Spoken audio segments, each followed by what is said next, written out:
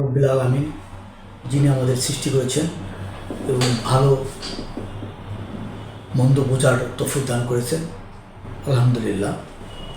আমি শুরুতে স্মরণ করি বৈষম্য বিরোধী ছাত্র আন্দোলনের বীর শহীদ আবু সাঈদ মুগ্ধ সহ যারা শহীদ হয়েছেন তাদের গভীরভাবে স্মরণ করি।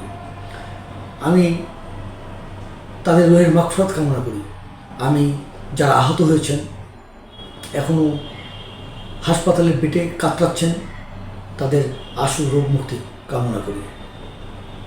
আমি অভিনন্দন জানাই বাংলাদেশের বীর জাতিকে, যারা এই 2024 সালের 5ই আগস্টে দেশ এক ফ্যাসিস্টবাদের কবল থেকে মুক্ত করেছেন।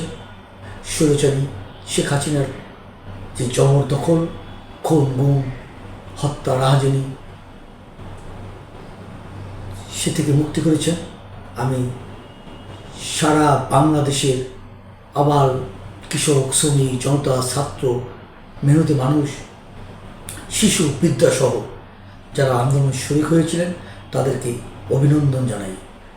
আমি অভিনন্দন জানাই আগামী দিনের রাষ্ট্রনায়ক, তারুণ্যের অহংকার, যার চিন্তা চেতনায়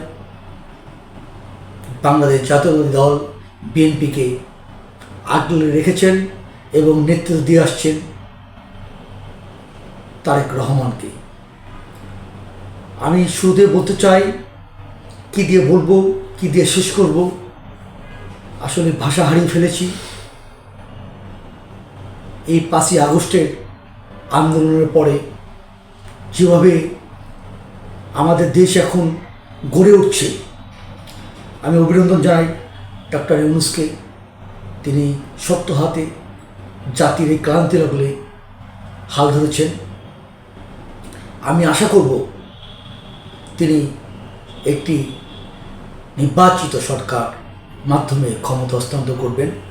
একটি নির্বাচিত সরকার বাংলাদেশে খুবই প্রয়োজন। আমি তাকে অনুরোধ করব দেশ সংস্কার করে একটি সুস্থ, সুন্দর, সবার অংশগ্রহণের মাধ্যমে একটি নির্বাচনের ব্যবস্থা করার জন্য। জাতি এই 1 মাসে পেয়েছে অনেক কিছু, বলে শেষ করা যাবে না। খুন, গুম, এই ভয় নেই, এই আতঙ্ক এখন বাংলাদেশে বিরাজ করে না। তারা যেভাবে এই অত্যাচারীদের কবল থেকে দেশকে মুক্ত করেছেন, সেই ভয় এখন আর নেই। মায়ের কান্না নেই, স্ত্রীর আজাহারি নাই, বাচ্চার কান্না নেই। কখন তার স্বামী, কখন তার সন্তান খুন এবং গুম হবে, গুমের শিকার হবে, বিচার বলতে এদেশে কিছু ছিল না। আলহামদুলিল্লাহ, আমরা একটি স্বাধীন রাষ্ট্র পেয়ে আমরা অত্যন্ত আনন্দিত। আমরা এই 1 মাসে সর্বপ্রথম যেটি পেয়েছি সেটি হলো এই জবরদখল স্বৈরাচারী শেখ হাসিনার কবল থেকে আমরা মুক্ত পেয়েছি। এটাই আমাদের চাওয়া, এটাই আমাদের পাওয়া, এটাই আমরা আনন্দিত।